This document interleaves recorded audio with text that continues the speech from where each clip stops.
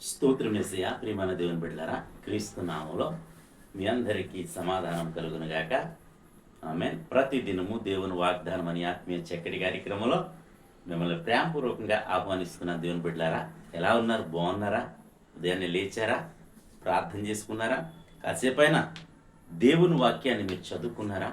ప్రతి దినము మరి ఆయన కృప, ఆయన వాక్యము, ఆయన సన్నిధి మనకు తోడుగా ఉంటుంది అని తెలియజేస్తూ ప్రతి పరిస్థితిని మరి ఆయన సన్నిధిలో నువ్వు కనిపెట్టినప్పుడు మారుస్తుంది అని నీకు తెలియజేస్తూ ప్రతి దినము దేవుని వాగ్దానం అని ఆత్మీయ చక్కటి కార్యక్రమంలో వాగ్దానాన్ని చదువుతున్నాను.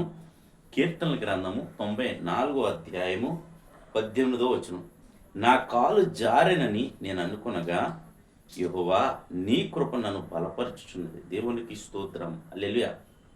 ఇక్కడ చక్కటి విషయం దేవుడు తెలియజేసిన. కాలు జారటం అంటే మరి అది పాపమును గూర్చి సూచిస్తుంది.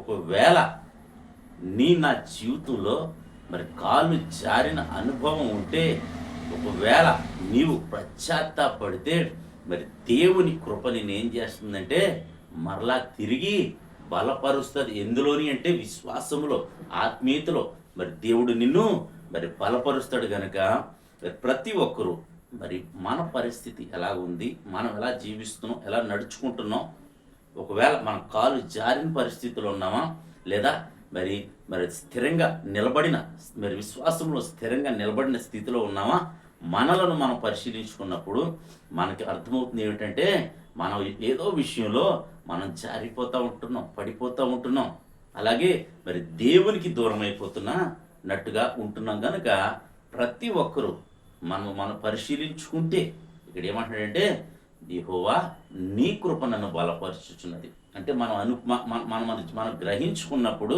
మన జీవితాన్ని మరి దేవుడు కడతాడు, తన కృపతో కడతాడని మీకు తెలియచేస్తూ మరి పరిస్థితులు ఏ విధంగా ఉన్నా సరే, బలహీనతలు గట్ట ఉండొచ్చు, శోధనలు రావచ్చు, శ్రమలు రావచ్చు, ఏదేమొచ్చినప్పటికీ కూడా మనం కాలు జారే స్థితిలో ఉండకూడదు అని మరి దేవుని వాక్యం సెలవిస్తుంది. కనుక అంటే పాపం వైపు మనం చూడకూడదు అని దేవుని వాక్యం సెలవిస్తుంది. కనుక మరి అన్నింటిని విడిచిపెట్టి దేవుని కృప పొందుకునే వారిగా ఉండాలని మీకు తెలియజేస్తూ దేవుడి మాటలు దీవించునుగాక.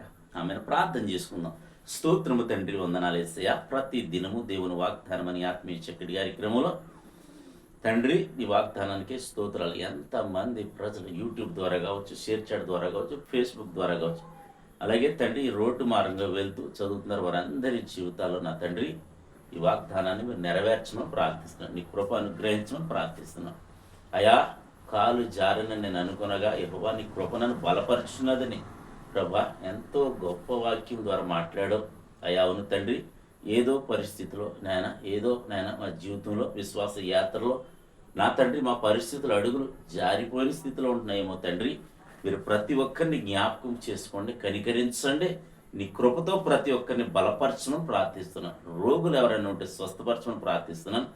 ఎవరినైనా నా తండ్రి ప్రార్థన అవసరంలో కోరి ఉన్నారు వారందరి జీవితాల్లో ఈ వాగ్దానం నెరవేర్చమని, ప్రతి ఒక్కరి జీవితంలో ఒక అద్భుతం చేయమని, అలాగే పనులు లేని వారికి పనులు కల్పించమని, ఉద్యోగాలు లేని బిడ్డలకు ఉద్యోగాలు దయచేయమని, అలాగే తండ్రి నా తండ్రి ఇంకా నువ్వు ప్రభా నా తండ్రి నాయన గ్రామాన్ని, మా రాష్ట్రం, మా దేశాన్ని కాచి కాపాడమని, సరిహద్దుల్లో నెమ్మదిని తెచ్చిన మంత్రులు, అధికారులు, ప్రధానులందరినీ కూడా మీరు జ్ఞాపకం చేసుకోనమని, పారిశుద్ధ్య కార్మికులు మొదలుకుని ఉన్నతమైన అధికారుల వరకు నీ కాపుదలు ఉంచమని, అలాగే దినం సంఘాలు, సేవకులు ఉన్నారు ప్రతి ఒక్కరిని మీరు జ్ఞాపకం చేసుకోమని, దినం ఎవరైతే మ్యారేజ్ డే, బర్త్డే జరిపించుకున్న నీ బిడ్డలందరికీ క్షేమాన్ని, సమాధానాన్ని, సంవత్సరం అంతా నీ దయకిరీటం నుంచి మీరే మహిమ పొందమని క్రీస్తు నామములో ఈ ప్రార్థన అడుగుచున్నాము తండ్రి.